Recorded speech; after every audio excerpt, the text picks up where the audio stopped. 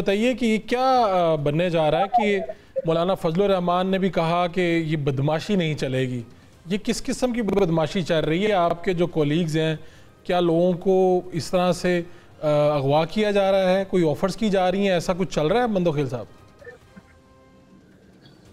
नहीं, मेरे ख्याल में पीटीआई से बात करने के लिए या उनके साथ ज्वाइंट प्रेस कॉन्फ्रेंस के लिए कि ये थोड़ी सी लवाजमात है, उसके सिवा कुछ नहीं है। और मैं सुन रहा था प्रेस कॉन्फ्रेंस बराह रास्त कल रात को 12 बजे के बाद, और साथ में मौलाना साहब ये भी कह रहे सुबह तक इसकी वजाहत हो जाए। और उसके बाद तो मैं सो गया है, गलबन मोहसिन नकवी साहब उसके बाद आना था, तो वजाहत हो गई होगी। तो मैं ये समझ रहा हूँ ये सियासी बातें हैं, इसमें ज्यादा आप सीरियस ना लिया करें। चलो, मैं तो सीरियस नहीं लेता, लेकिन ये जो आईनी तरामीम है, बिलावल साहब ने भी जिस तरह से स्टेटमेंट दी है कि लोटों के बगैर, आप ये मुमकिन लगती है आपको मौलाना फजलुर रहमान के बगैर ये तरामीम? जी बिल्कुल लगती है, बिल्कुल। लेकिन पीपल्स पार्टी की ख्वाहिश है कि मौलाना साहब को ऑन बोर्ड लें। और बुनियादी तौर पे अगर आप देख ले, बिलावल भुट्टो साहब का और मौलाना साहब की जो प्रेस कॉन्फ्रेंस थी, वो एक दूसरे से के साथ जो मसौदा मुश्तरका है उस पर एग्री है। अब वो मुस्लिम लीग नून कहाँ तक उसके साथ एग्री होती है या उसको पीटीआई को भी शामिल करते हैं, जो मुझे लगता नहीं है। लेकिन ये कि बुनियादी तौर पर पीपल्स पार्टी और मौलाना साहब का मसौदा तो एक है। तो आगे देखते हैं क्या सूरत हाल बनती है उसमें। और जो आपका सवाल है कि मौलाना साहब के बगैर हम तो नहीं चाहते हैं। एक आपकी एक राय भी, क्योंकि पाकिस्तान पीपल्स पार्टी इस हवाले से बड़ी ज़बरदस्त मौक़िफ़ रखती है। ये जो मसौदा अभी तो इतनी क्लैरिटी नहीं है, लेकिन जो भी छपा है अखबारात में, चैनल्स पे चला है, उसमें कहीं पर ये बात है कि सिविलियंस के जो ट्रायल हैं वो फौजी अदालतों में होंगे। तो आपका तो ज़ाती नुक्ता नज़र तो मेरे ख्याल इससे मुख्तलिफ होगा, अगर ऐसी बात है। पीपल्स पार्टी कभी भी फौजी अदालतों को सपोर्ट नहीं करती है। लेकिन आपको माजी में भी जो एक मशरू तौर पे पीपल्स पार्टी ने 2 साल के लिए, क्योंकि एपीएस का जो वाक़या हुआ वो इंतहाई अलमनाक था, और छोटे बच्चों को जिस तरह से बेदर्दी से उनको कत्ल कर की है, तो उस लिहाज से पीपल्स पार्टी ने उस वक्त दी थी। और आज मुझे नहीं समझ में आ रहा है, और मुझे नहीं लग रहा है कि अभी फौजी अदालतों की जरूरत है। हाँ, अगर आप इमरान खान साहब की तरफ आपको इशारा है, तो मैं उसकी भी एज ए कानून के तालिब इल्म मुझे नहीं समझ में आ रहा है कि आखिर मुकदमा 1 होगा, अदालतें 2 कैसे होंगी। मिसाल जनरल फेज गैंगस्टर जो पकड़ा गया, और यकीनन 2 जूते पड़े होंगे, उसने सब कुछ बताया होगा कि 9 में कैसा प्लान किया था, 2018 में आरटीआई सिस्टम कैसा बिठा दिया, प्लान किया है, या फौजी तनसीबात पे हमले करना, या शोधा की यादगारों को जलाना। तो वो सारी चीजें तो वो बता दी होंगी। और यकीनन आईएसपीआर ने ये ऐलान भी कर चुका है कि वो उनके खिलाफ जो कोर्ट मार्शल होगा। अब अगर उसमें एज ए मुलजिम पीटीआई का रहनुमा या पीटीआई का कोई बंदा उसमें शरीक मुलजिम हुआ, तो फिर मुझे समझ में नहीं आ रहा क्या फिर ये। और इस वजह से कि अगर केस 1 हो, अदालतें 2 नहीं हो सकती है, तो उस हवाले से क्या होता है। और दूसरी राय ये भी है, क्योंकि 1952 का जो आर्मी एक्ट है उसके तहत तो वो फौजी अदालत में चलेगा, चाहे इसमें अगर सिविलियन हमारा जो पीपल्स पार्टी हमारा कतई इसकी तरफ कि इमरान खान साहब या पीटीआई किसी के रहनुमा को इनका ट्रायल फौजी अदालत में हो, कभी ऐसा हमारा सोच नहीं है। और साथ साथ आपको ये भी याद दिलाता रहूं कि हुकूमत की तर्जमान आता तारड़ साहब ने प्रेस कॉन्फ्रेंस की कि हम पीटीआई के ऊपर पाबंदी लगा रहे हैं। उस वक्त मुझ समेत उस रात को या उस दिन तमाम लोगों ने उनकी मुखालफत की, और हमारी मुखालफत के बाद मुस्लिम लीग नून को यानी हुकूमत को वो जो ऐलान था वो वापस लेना पड़ा। हमारा ये कहना था कि अगर एक बस को ड्राइवर चला रहा हो सवारी, और वो बस किसी फौजी तनसीबात से टकरा जाए या किसी ऐसी अदारे से टकरा जाए, तो आप बस के ड्राइवर पाबंदी लगा सकते हो, उसको सजा दे सकते हो। पैसेंजर में किसी ने मशवरा दिया उसको कर सकते हैं। बस तो एक डब्बा है, यानी पार्टी एक डब्बा है।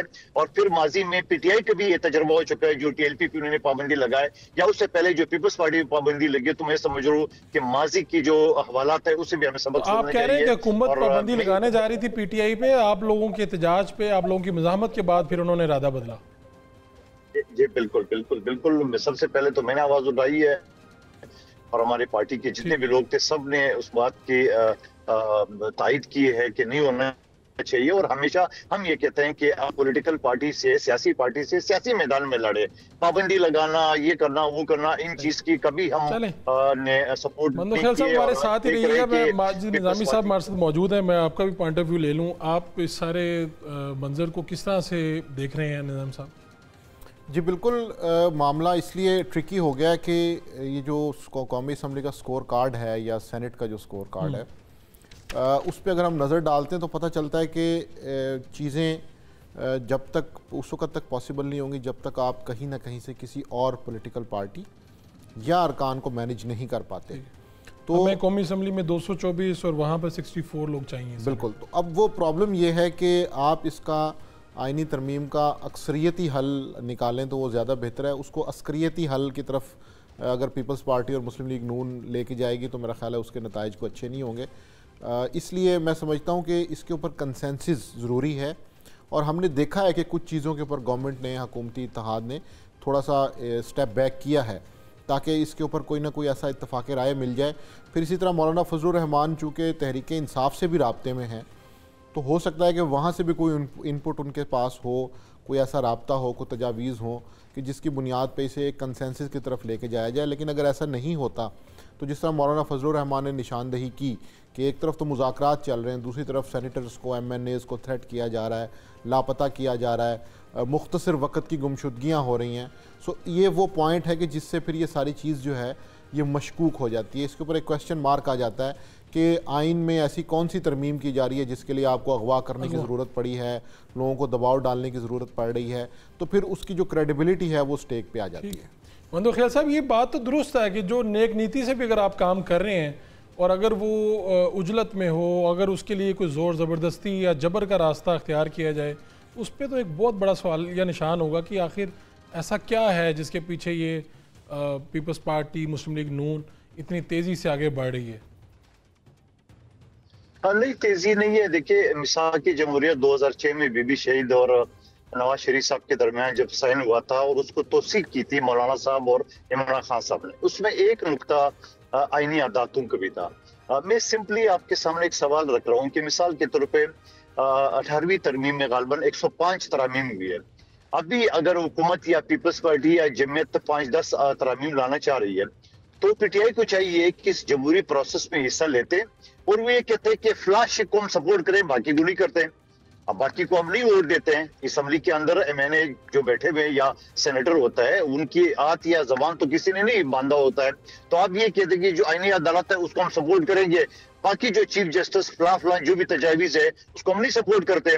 تو اس سے کیا ہوتا ہے کہ ایک تو آپ اپنے حلقے کی حق بھی ادا کر رہے ہو، اور یقیناً اسمبلی کے اندر جو آپ کو ٹریٹ یہ ملتا ہے، پارلیمنٹ لاجز میں آپ کو جو سہولیت ملتی ہے، ہوائی جہاز کے ٹکٹ آپ کو فری ملتے ہیں، اسی کام کے لیے ملتے ہیں کہ آپ کو جو قومی اسمبلی یا سینٹ ہے وہ اس میں قانون سازی کر لے اور اپنے حلقے کی آواز اٹھا لے، جیسے بلاول بھٹو صاحب نے لاسٹ اسپیچ میں یہ بات کہی تھی۔ تو میں سمجھ رہا ہوں کہ یہ زیادہ بہتر ہوتا پی ٹی آئی، بلکہ تم 50 آئینی ترامیم میں ایک کر رہے، وہ اپنے پسند کر لے، ان کو ہم سب، یعنی ایسا تو نہیں ہو سکتا اگر 50 ترامیم آ رہے 50 کے 50 جو ہے نا وہ آئین شکن ہوں گے، 50 کے 50 عوام کے خلاف ہوں گے، ایسا تو نہیں ہو سکتا ہے۔ میں یہ سمجھ رہا ہوں کہ ان کو پروسیس میں حصہ لے کے یہ کہتے ہیں اس 50 میں ہم ایک کو سپورٹ کریں گے، باقی کو نہیں کرتے۔ لیکن وہ کہہ رہے ہیں بیٹھیں گے، لیکن آپ یہ گمشدگیاں ہوں گی تو کیسے بیٹھیں گے؟ اگر کسی کا بیٹا اغوا ہو جائے، کسی کی بیوی اغوا ہو جائے تو یہ کیسے ممکن ہوگا؟ میں مختلف چینل پہ یہ بات کرتا آ رہا ہوں اور آپ کے توسط سے بھی یہ میں سنانا چاہ رہا ہوں جو مجھے سن رہے ہیں۔ اگر پیپلز پارٹی کی حکومت سندھ میں، بلوچستان میں مجھے ایک کیس بتا دے، میں کھڑا ہوں گا ان کا ساتھ دینے کے لیے۔